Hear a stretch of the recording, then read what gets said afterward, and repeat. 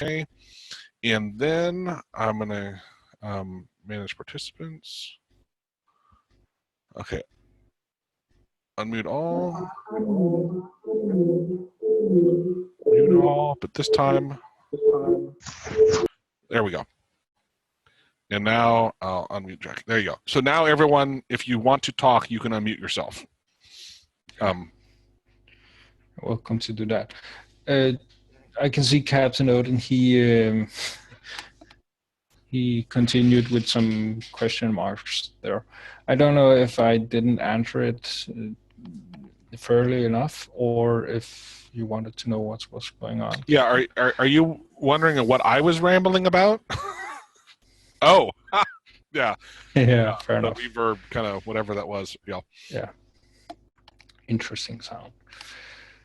But yeah, I'm unsure if you, let's say, yeah, the web learner tool that is made in AutoHotkey is great, and most of the big browsers today also have the built-in way of doing stuff. Let's demonstrate that real quickly, right? Because that's a great point. Because you don't have to use, even though when AutoHotkey with COM, you're forced to be using IE for the most part for your automation of it. You don't have to build your code using it. You could use Netscape. Oh my God. Netscape. That's funny. Cutting edge. Chrome or Firefox or whatnot. All of them, which to Jackie's point. So if you hit F12 in your browser, of course mine goes on the other page. They have these tools. So the other way, let me get this out of the way too. The other way is, let's say I wanted to see what this ID was or learn about it. I can right click, and this is the same, I believe, for all browsers, right? Or at least all the main ones, and say inspect. And it will drop you in, and here's the input, here's the name, Gmail address, the class, form error, that's interesting. The ID, Gmail address, right? It has all the same information. The difference being, which is good and bad. I say difference, I'm not condemning it, but man, when you're new to web scraping and you got to look through all this, this stuff, right? It's a lot. It also has a tool where you can, where is it? Here. I can drag around, right? And it'll help me move to where I want to be. And then shows you, but again, then you got to come in and click them, and it's not terrible. It was just, to me, this tool where I can drag over it like that, and it already isolates it. And the second I click in here, if you see that, it copies it to the clipboard, right? That's incredibly helpful to me. Yeah, I'd say one of the places where truly the learner tool excels is if there's a frame on the page, or if you actually use the tag names, because it also tells you which number in the array this input is, and the browser's tool does not. So yeah, you have selected an input field, but which number of input field this is, you have no idea. That tool doesn't tell you that. The learner does. So it does give you a few bits of information that is a little bit more accessible, but it is the same info that it's getting it from. So, and we're in the second hour now. I was gonna say, I don't know if you saw, I think I either sent you an email and a video on it, or just talked about it, but I learned a new one in Chrome, that if you're on a page, let's go to a page here, and I come in here and I'm gonna say inspect. Let me see if I can remember where this is. If you go to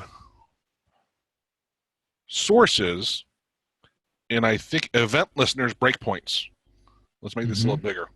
This is where you can tell it, I want to break on mouse, like different types of mouse clicks. Look at all these different events just under mouse, right? Yeah. And then when you're actually doing stuff, it will stop and it will show you what gets submitted, what actual code happens, and you can step through it and everything. And I'm like, holy cow! I finally think I have a way. Those pages where I'll ask Jackie. I'm like, dude, I'm beating my head against a wall on this one, clicking this one stupid link, right? And it was always like he had given me some code and I could go tweak it and try, but it was one of those brute force, right? I'm going to try everything under the sun that I possibly can. I'm not doing it because I can discover what I'm doing and it's the right answer. It's just because I, at one point in time, saw this work, right? And I would just try every different way. Now that I was looking here, you can actually see when you go back to do it, let me if it had one, right, it would pop up and show you. You'd have to hit step over and all the stuff, but anyway, I don't think I tried it in IE and it sucked. It was really hard to use properly. The Chrome one seemed to work really well. Yeah. I'm not well enough vested in it to walk through it right now, but it is one where I'm like, wow, that could be really helpful in understanding what is happening, what's getting triggered. Yeah, and I'd say that these tools, these built-in tools, have a lot of different things you can do. You can also record the actual network traffic, where you can get all of the service calls and stuff like that, and you can do some performance recording, and you can they have a lot of functionality. And right.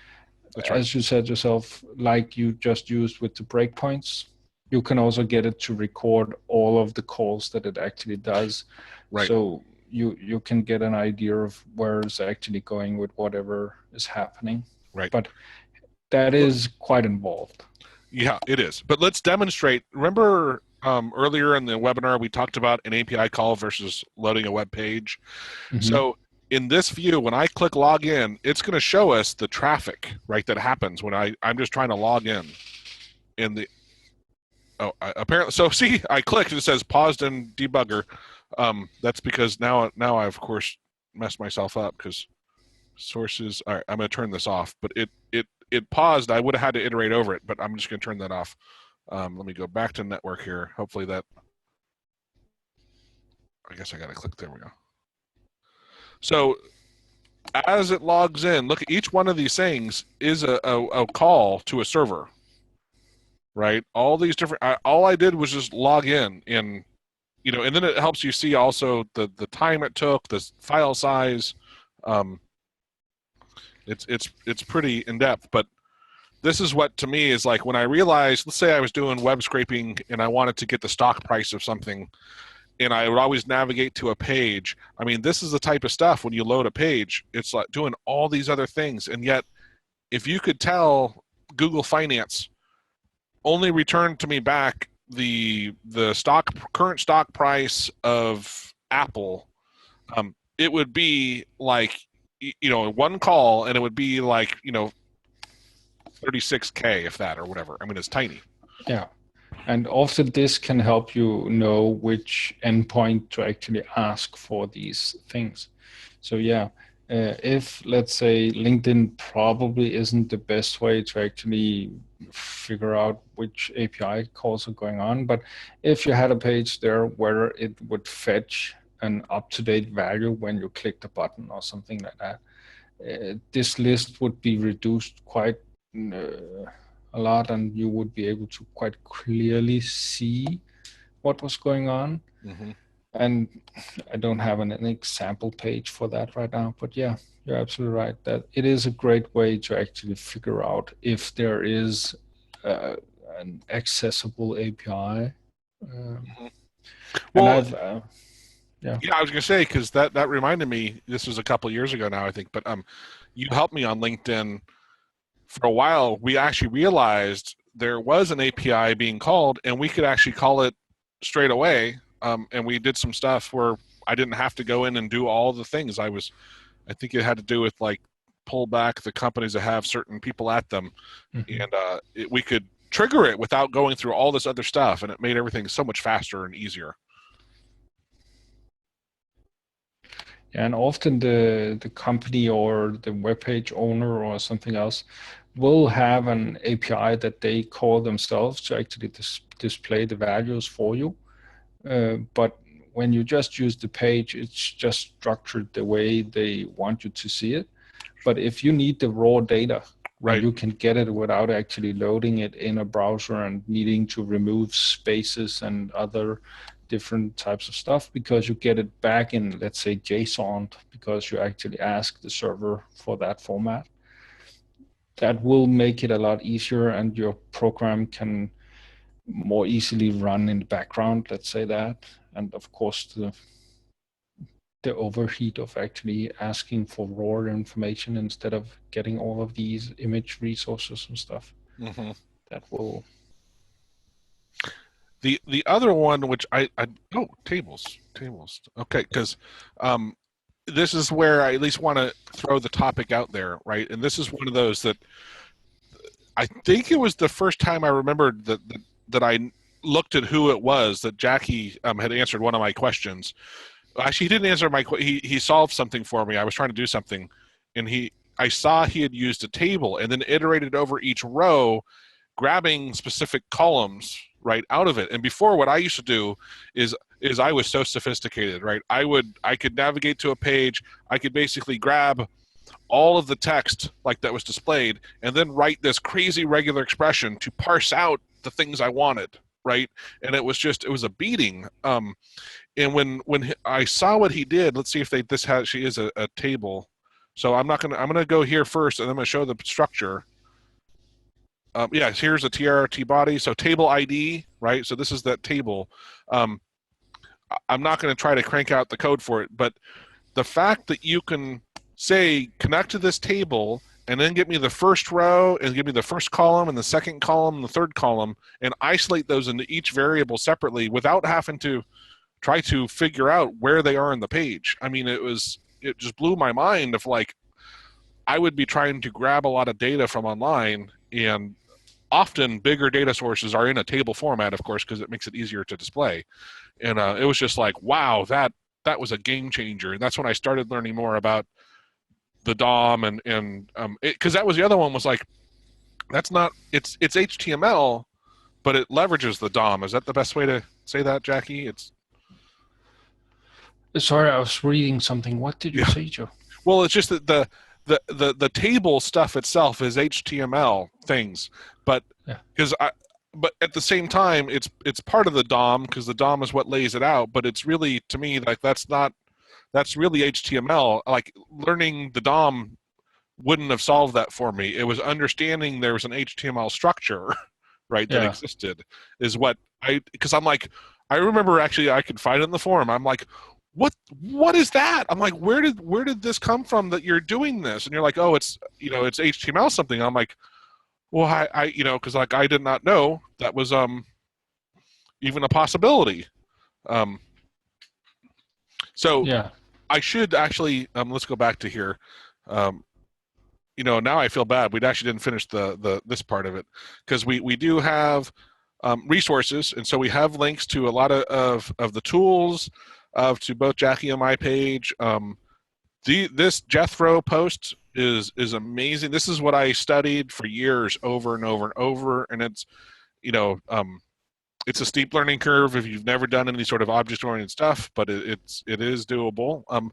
The other thing I'd say is ping somebody, ping me, ping Jackie, ping a friend that knows a little bit, and have a 10-minute conversation with them instead of spending 8 hours on something. Right? Often it's easy to get someone's feedback and have them go, oh, well, you need to, this is a little different. You got to do it this way. Learning the DOM. What I think I'm going to do is add in here learning HTML, right, is another one that's really important. And JavaScript is another one of developers on web pages utilize JavaScript a lot. And if you learn how the code's working, it can help you do better web scraping. Yeah, if you look at these methods and properties and stuff that we used earlier, those are actually built into the web browsers. Those are elements that are available. And if you look at JavaScript code, it will use these same things, these same methods, these same values, these same properties. So if you look at what someone has done with JavaScript, it would be the same kind of lines you would see. You would see the dot syntax. You would see get element by ID. You would see get elements by class name and stuff like that. Which to your point, Jackie. So when I first search, I search the forum. I search my old code first. I might ping Jackie real quickly and say, have you ever done this? Oh, okay. Then I'll search the forum. Then I will go look at Stack Overflow or what's the other one that's like that? But I'm liking it right now. But if you can't find it that someone has written it for AutoHotkey, right? A lot of times you'll find it for JavaScript or for Visual Basic. In either one of those cases, it's very, very easy to adapt, to look at what they did and adapt it to AutoHotkey because, to Jackie's point, this is still constant, right? These things, you'll see them and you're like, oh, okay. Yeah, those are not language specific. Those are actually browser things. Let's call it that. I can see someone, I was trying to read it here. This may be slightly out of scope, but I often use user agents when using conf.ie. Mm-hmm. On some pages, Bing notably, trying to use a mobile user agent works only sometimes, or perhaps it just recently stopped working. It will half load, then load the desktop version. Any insight as to why this happens? Yeah, I can't really say why that would happen. That's something with how the web page is probably trying to check which device you're on, and the developer tool or whatever you're changing the agent with might not be doing it a complete enough job of actually hiding which kind of device you're on. That would be my guess. By the way, and I can make this available at some point, but let me find it here. So we just touched on a smidgen, right, of web scraping. Some of the most important stuff, don't get me wrong, but there's a lot more. And this file, here is an example, which like I said, I can make this available, of I have for AutoHotkey on how to do different things, how to click radio boxes, how to get data out of them, how to set them, and then drop downs, and then things from the page and navigating. But what I wanted to show was also this file, which this can show you. This goes through a lot of the different other things that I rarely use, but this is why I put them all in one file. If I want to get the title of the page, the app version, what cookies are from, or if they're enabled or not, the system language, the user language, the browser language, because I know user agent is somewhere in here. No, user language, but I have user agent in here somewhere also. You can also grab, instead of the full URL, you can get the path name or host, or what port it did, or the search, which I think trims everything from the question mark and before, so it only leaves you the stuff after. So these are all I love to have, and then navigating, right? If you want to have it where it navigates forward or back. And here's where I'm going from that to the document to the parent window, and that's why I have to go up, right? Is up to the parent window in the history, and I can go forward or back. But all of these I'll make available. It's just a reference, right? And this is if you want to open multiple windows. Multiple tabs on your Explorer. It can crank open different URLs and different tabs. Yeah, what you need to know about opening different tags is that if you actually open a different tag via the navigate method, you will not get any kind of handle to it. There's no built-in way of actually getting a COM object from the new tab. So you need to use some other method of actually connecting to the new tab. That's worth. I've seen that question come up so many times, so that's worth keeping in mind. Yeah, no, I hadn't thought about that, but because I almost never do it, right? But yeah, it does come up. I remember we did that on one of my scripts because I think it was LinkedIn would crash, and what we would do is we would open up another browser, and that way I could go kill the other one. Is what I forget what we're doing, but I remember we did it. Yeah.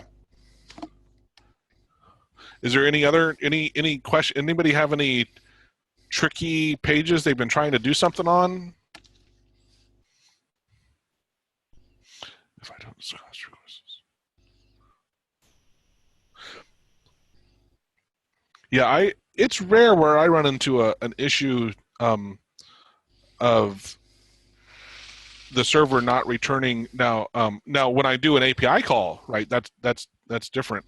But when I'm using a browser, I don't run into having to try to make it look like something else in order to get what I want out of it. I guess you might use the mobile version to get less data back, right? That's conceivable. Yeah, I think I remember last year working on something where some information would only be pulled from the server if you were on a mobile device. For some reason, you had the web page was completely different when on mobile. So you had some information that was actually usable, but it didn't display on the desktop version because, hey, you could easily click on another element and then it would pull it back. But under the phone version, they simply just displayed it right there on the page. So you had a call less and you didn't need to trigger any events and stuff like that. So it was way easier to actually get at the data by using a phone version of the page. You know, yeah. I was going to say I ran into something. I wonder if that would have solved it. I found an API service that allows me to give it a phone number, and if it's a mobile phone number, it'll return the email address that I can send an email to that'll reach that phone number, right? And I had used it a couple years ago, and it was free, and I could just ping it real quickly and get it back. And it was still free. However, they added a CAPTCHA to it, right? Oh. And so it wouldn't work. And then it was also super cheap. I had a paid service, so I actually had a couple hundred phone numbers I had to do this for, because I automated texting them, by the way, with AutoHotkey. So I automated emailing them to the phone, which shows up to them as a text. But anyway, what I'm curious is if I had said, "Hey, log into the thing and tell them I'm a mobile phone," maybe it wouldn't have had a CAPTCHA, right? It's who knows? Who wants to deal with that with the mobile device? Yeah, that's a good chance that might have worked. I can see that people are still talking. Okay, yes, are related to within HTTP. Yeah. So, to clarify, if people are looking at the chat, the I wish they would rename that stupid thing. The WinHTTP request. That is the AutoHotkey web service is how you'll connect with a lot of things of sending a web request, web services request. And actually, so I have another question. I have a question for anyone on here. But back to that. So when we do have our webinar on API services, we're going to dig deep into that WinHTTP request. And it is as I'd say as useful as web scraping and more powerful. I mean, it's for me because I deal with data. It's more. I love it even more. But the web scraping, I think, has a broader appeal to most people. But here's my question, Jackie: is I was watching some lynda.com courses, some of it on Selenium also, and they were talking about different things. And then I had seen again someone posting. Oh, actually, it's kind of funny because I saw you had commented on it. This is like a couple years ago. It was someone commented on a tool that was a browserless header. Headerless browser. Is that headless browser? Is that right? Does that sound right? Might be. Yeah, sorry. But basically, because I Googled it, because I'm like, I've heard it before, and I still didn't understand what in the world it was. And what it was it was basically a browser that didn't have a GUI interface. Right, and so it was lighter weight. Right, is what I was reading. Is it's faster because it's not doing all this other crap, and so it was really fast. What I was like, well, wait a minute, which we didn't talk about. And if you've never touched COM at all, which is what we're using in this webinar with AutoHotkey, we have a webinar on using COM, an introduction to COM, and so go check that one out. But what we didn't show you was if you start up a new version of IE, today I just connected to them. Yeah. But I think I still have my tool running. Yeah, so if I wanted to create an IE object, right, this is the code, we'll comment this out. Now if I was to run this first line would create the IE object and store it here. And then because it starts off hidden, we have to make it visible, right? So my question to anybody is, well, wait a minute. If I don't make that visible, is it basically like a headless browser? Yeah, yeah, yeah. It kind of is, because the headless browser is kind of meant as a way to still render the elements, so they would be structures, or the web service would still believe that it was sending it to a browser. So you could actually take a screenshot of it if you had a method for that. That's kind of what.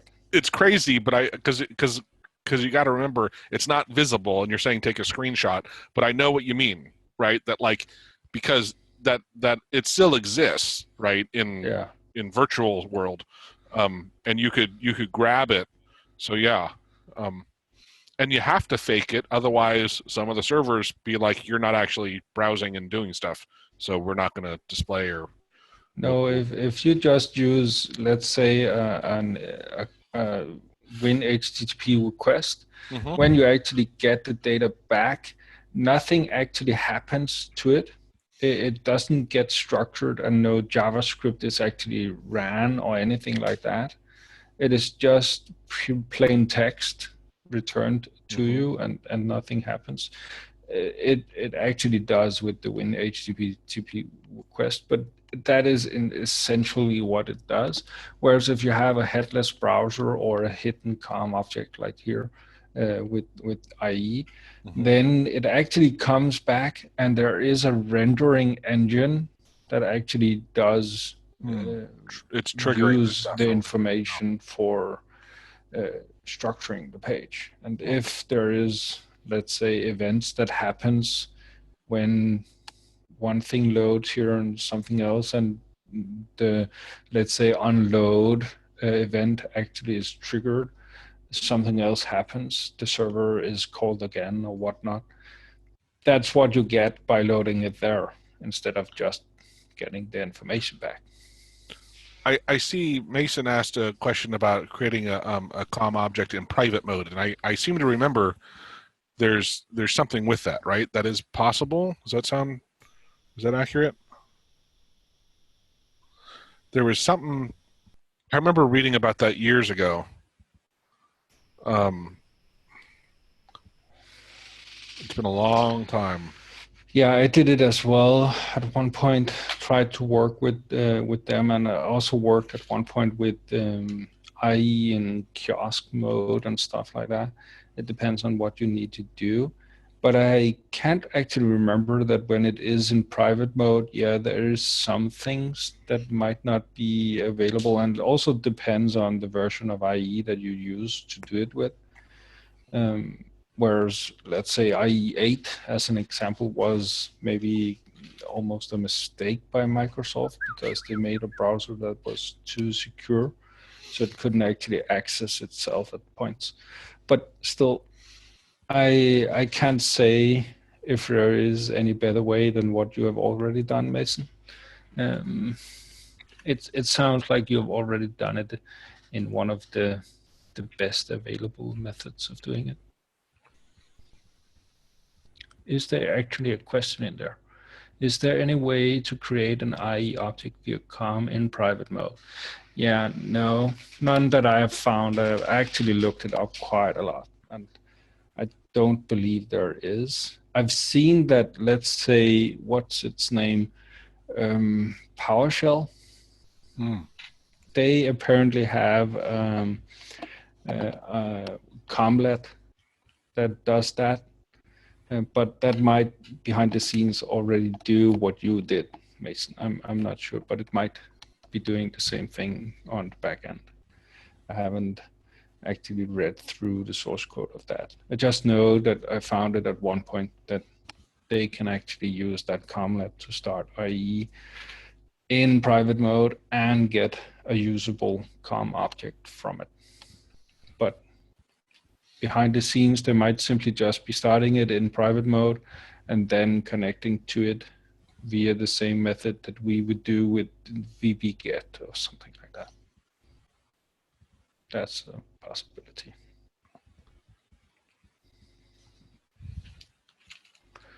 You're clicking around. Are you trying to find something? Or? No, I was just seeing what else I had in here. I don't use it that often.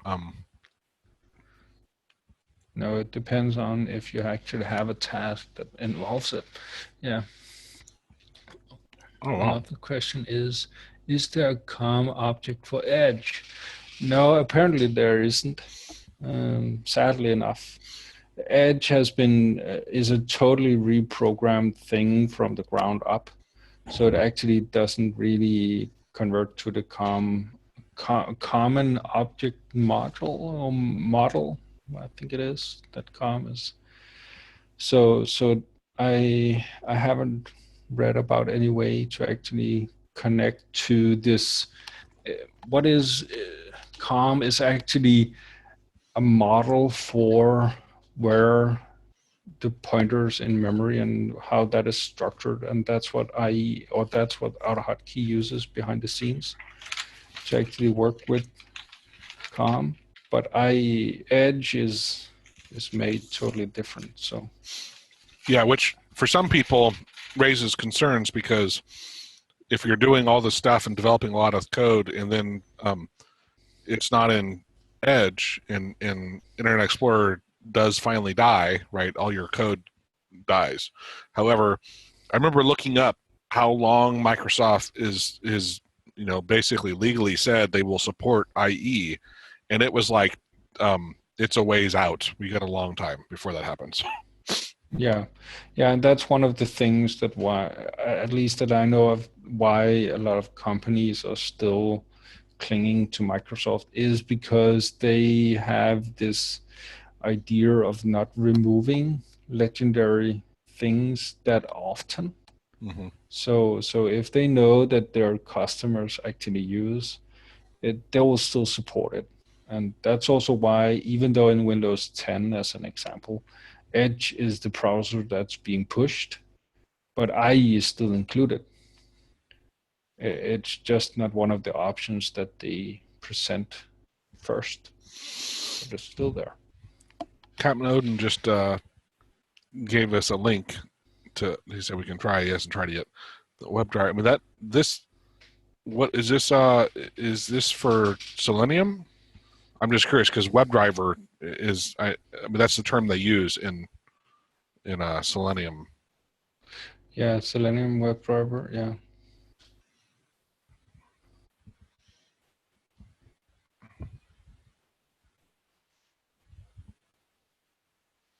It could be someone else that's made something similar to. Who knows? I haven't read about that one specifically. Yeah, this is why I love having webinars. Right? Is there's Edge just so much cross browsers supposedly, so it might be something new. So it sounds a little like Selenium, but as they have W3C up there, then we actually know that the people or the foundation that actually tries to make everybody use the same methods in all of the browsers may actually have recommended it, or someone has recommended it to them to be included in the standard. I don't know. Does that make sense for what text you saw on that page? Yeah. Yeah. The other I was going to show real quickly here. So the W3. Oh, I gotta. Will Microsoft Edge support COM automation auto explorer object? What's their answer? Is there any? Will not support. No. Okay, so the answer is that Microsoft, if that's Microsoft, that's probably not Microsoft. Direction is to support the WebDriver interface that is supported across browsers. WebDriver support is now available in Microsoft Edge on Windows 10 and requires a separate executable that you can download. to get an idea of capability. Okay, so that's maybe something that's worth exploring in AutoHotkey in general, to actually maybe follow that. If that's something that can be, that depends on who is actually, I don't know who actually has that web driver, but if it's W3C, the organization behind that, then perhaps. I didn't realize. So this download is from Microsoft. Okay. That's nice. promising. Yeah. But at least that's worth keeping in mind. And yeah. I probably won't see Lexicos do it, as he didn't actually make the COM part either. I think it was Sean Sheen. Can't remember, and he then fixed it and implemented it natively into AutoHotkey. So, and thank God, right? That was that was when I first started reading the form, which has also made it tougher, was because there was the old version and that old format.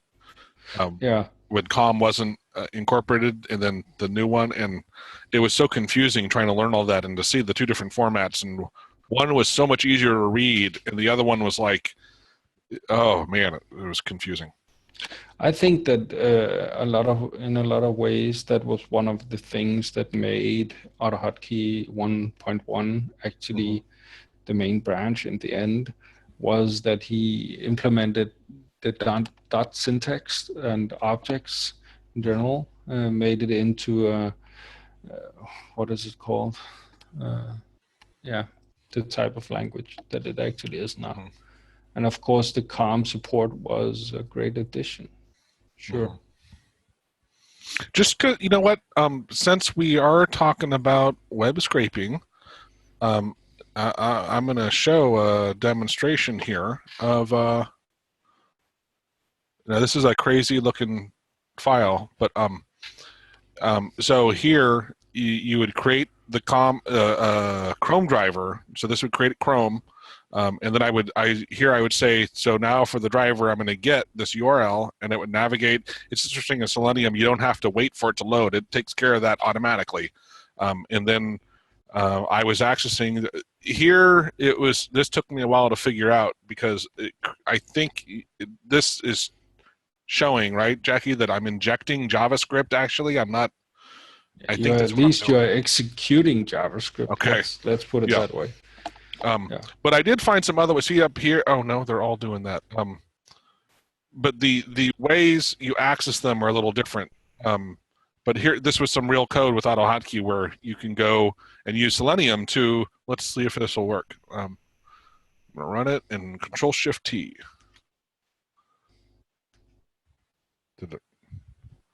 Is that running? It showed a message box, which was kind of weird, as you don't have a message box. Control-Shift-T. That was from my main script. Fair enough. There it goes. All right, so it's low. Oh, there it goes. And now it grabbed. I guess it grabbed what? Oh, that all the. What did I tell it? Probably all of the auto HTML of something. Yeah. But just an example, right? And now watch this. When I exit that script, it kills the Chrome existence of it, which to me is not normal.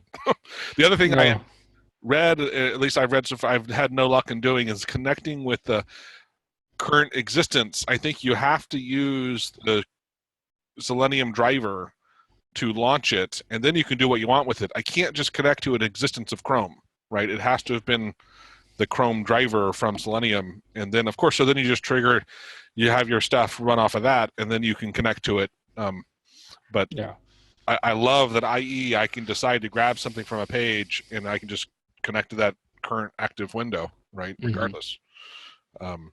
Sure. But at some point, I'll clean this up and share it. I haven't. It's a lot of stuff works, a lot of stuff doesn't. But I was testing different ways. They have some stuff for sending keys, so you can inject and set a value with JavaScript, or you can often do this send keys. Is this still? No, it's not running. Let me run it again and hit F4, and let's see if it'll. But as you can see here, if you could look at the lines that you had there as well, Joe, is that one of the things that the Selenium WebDriver and the version that you have at least, where they have gotten the idea of changing the method names, like here, find element by ID. It is close, but they could just as easily have used get element by ID. Right. So you would be used to actually using a method that's called the same thing. Again, find element by partial link text. That's probably nice to have if you ever get to that, but still, it would have been great if they had kept with the naming convention that's already out there. Sure, agreed. Because now you got to learn, but that's, I guess, what they were thinking is if they, they become the standard, right? Which is a bold goal given how long this stuff's been out there. But but it does open up to not having to just use IE, right? Which a lot of people, that's the first thing that people come to me and go, I hate IE. I'm like, yeah, everybody hates IE, but you know what? I can reliably automate it, so I don't actually have to deal with it. No. Here he actually asks how Selenium handles cookies. And I must say, I've not worked enough with Selenium to have any idea about that. That was, I haven't solved that one either yet. What I've noticed was every time I have one, let me see if it's in here. I was doing stuff with LinkedIn, and I would have to, I think my password's in, because every time I have to log in, right? I can't just open up Chrome and go, because it doesn't know from the Chrome driver, it doesn't remember that I had logged in. It doesn't store that, apparently, unless maybe there's probably a way to do it, right? But every time I'd have to first go log in, send in my username, password, hit click, go in, and then go do my stuff, right? Which, of course, when you write it in a program, who cares? It's just, a little bit longer, a little more work and a little slower, but hopefully there is a way to store the cookies, and that way you don't have to deal with that. Yeah. But yeah, in the way that you're using it right now, it's probably not handling the cookies in anything but that one session. Right. That would be my guess as well. Perhaps there's a way that I could grab them and save them to a file, let's say, or whatever, and then load them myself when I reload the new, when I do launch the thing, right? I could load them at the beginning and then navigate to the page, right, in some way. Yeah, I guess that you're right, because as you said yourself, when you actually close the script, it also closes that into that Chrome instance. And it's probably something that's built into Selenium that it probably cleans up after itself. So you don't get any kind of mess by using it. And if it's supposed to work on, let's say, servers and stuff like that, and you probably need it to actually clean up after itself anyway. So I was looking at Cat Moden's notes, and it does look, I have a little cheat sheet for myself here, so I think that URL is the same as he sent. Let's see here. Yeah, basically. And then what I do is I download and install this version 2.09 point blah blah blah. It's executable, and then I had to go and find the latest and greatest version of Chrome driver, which was somewhere else.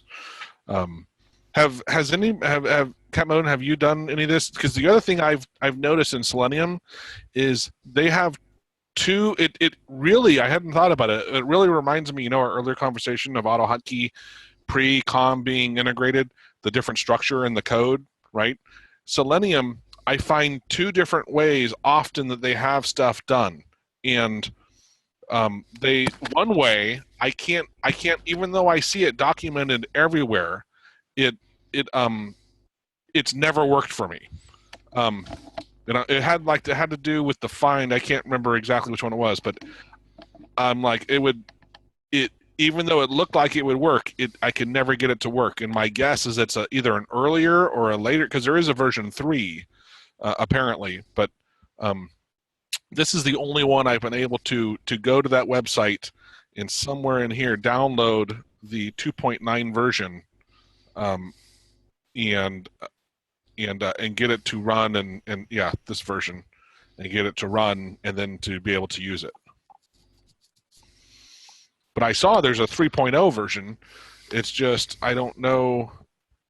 When I see the 3.0, there's no executable. There's no way for me that I can tell to launch it and to connect to it. And so I haven't tried to, and I haven't looked at it a lot. No, the thing with Selenium is you can get all of the same stuff done with IE. And yeah, people have been hating on IE for quite a lot of years now. Sure. But yeah. IE 11 has way less problems. Yeah, it does not support HTML5, and that's probably why it's gonna die at some point. But yeah. So I think that it's actually a good bit more interesting, the one that was posted earlier about the WebDriver that was supported by Edge. Because I think awesome. That has a lot more future than using, let's say, Selenium, which is a private thing that someone is or is not developing at any one point in time. Whereas something that's officially supported by Microsoft. Yeah. The caveat I would throw into that is also that it depends what your goal of what you're trying to do, right? Because when I was working at TI, the internet, the web development team would ask me if I could help them basically do like regression testing and test their website and test it in different browsers and show how it's rendered this and that. And I'm like, I can do IE, right? I'm like, I can do all that really well. And which they actually still took because they didn't have any at the time. They didn't have any alternatives. But that's what I was seeing. I'd say with Selenium, hey, if you are trying to document your website, if you're doing it for quality control, and knowing how the big browsers all are going to act on something, then by all means, you probably want to go with something like Selenium or some other tools, right? If you're doing stuff for your personal things, then I think it's not great, but it is easy to do with AutoHotkey and IE, right? Or hopefully with Chrome. The other things, and that's where when you start that, so Selenium. So here's another good point, right? Selenium is basically all browser. I think it actually does connect somewhat with Excel, but that's it as far as I know, right? Whereas AutoHotkey, obviously, you can interact with 8 million other programs and the browser, right? And so you can automate that transferring back and forth or whatever you want, which is, it's incredible to be able to do that.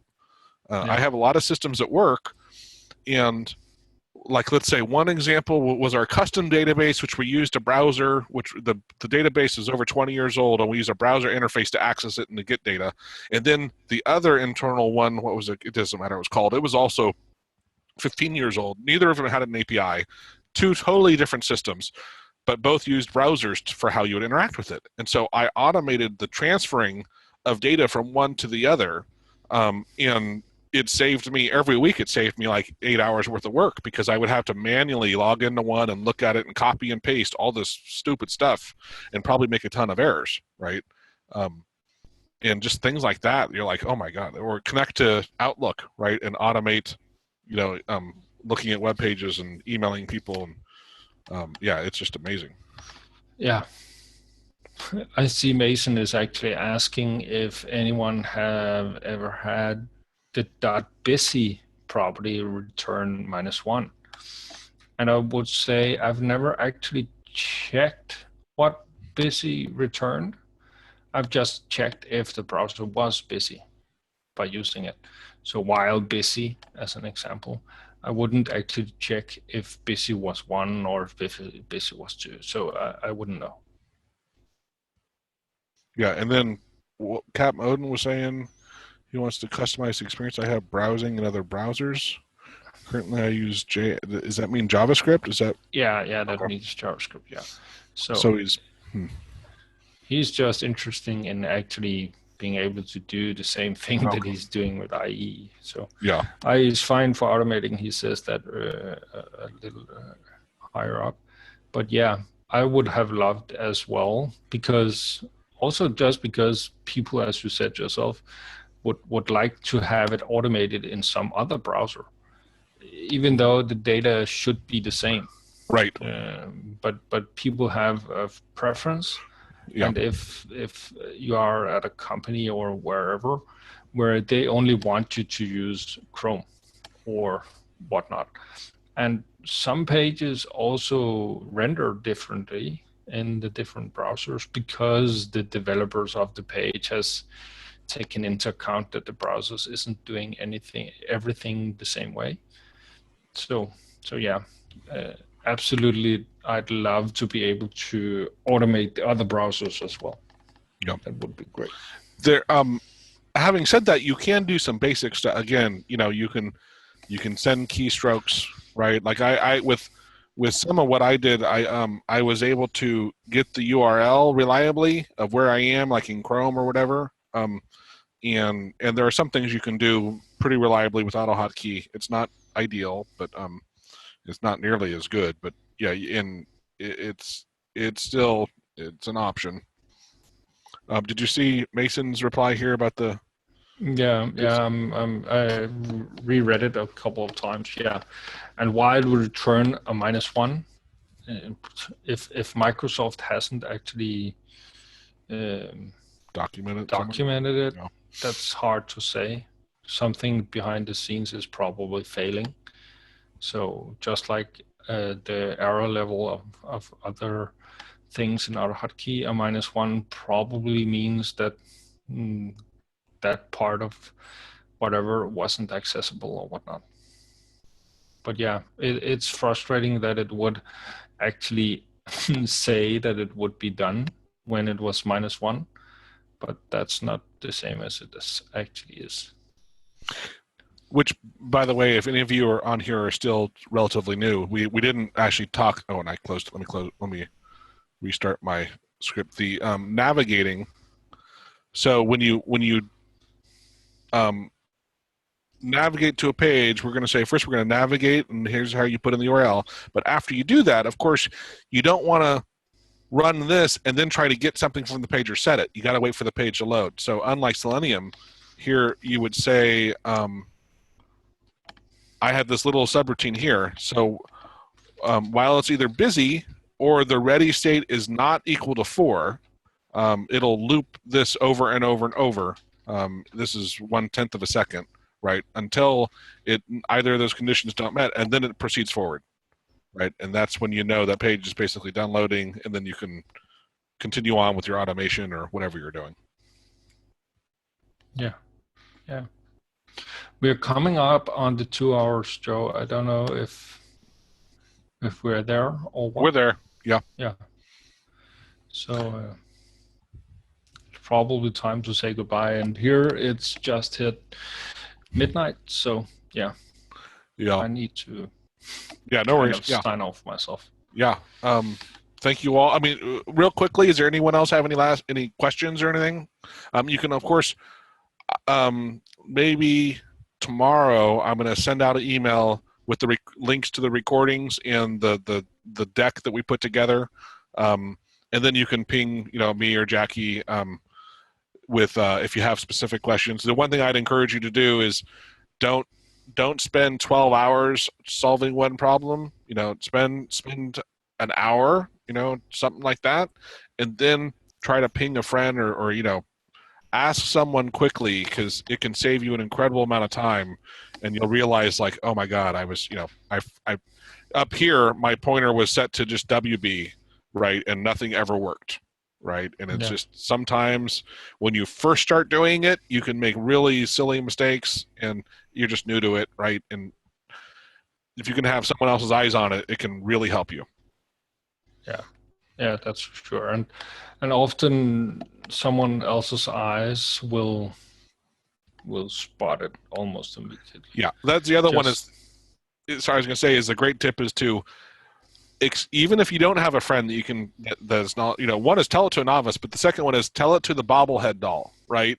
Yeah. Talk to the doll and say what the problem is, and pretend like you're explaining it to a real person, and sometimes that'll trigger you to go like, oh, I'm an idiot, right? Oh, yeah. Here, Cat Mode offered one more link here. I'm curious. Boolean do. I'm reading it right now. Oh. When other than the magnetic types are converted to Boolean, becomes false, and all the values become true. When Boolean values is converted to other data types, false becomes 0 and true becomes 1. So yeah, that might answer. That was what I was going to suggest. Yeah, sure. I'm kidding. Yeah. Wow. Wow. Far out, man. All right. Well, thanks everyone. Have a great day and evening. Absolutely. Keep scripting. Wherever you are. Yeah. Take care. Bye. Hope to see you next time. Yeah. Bye.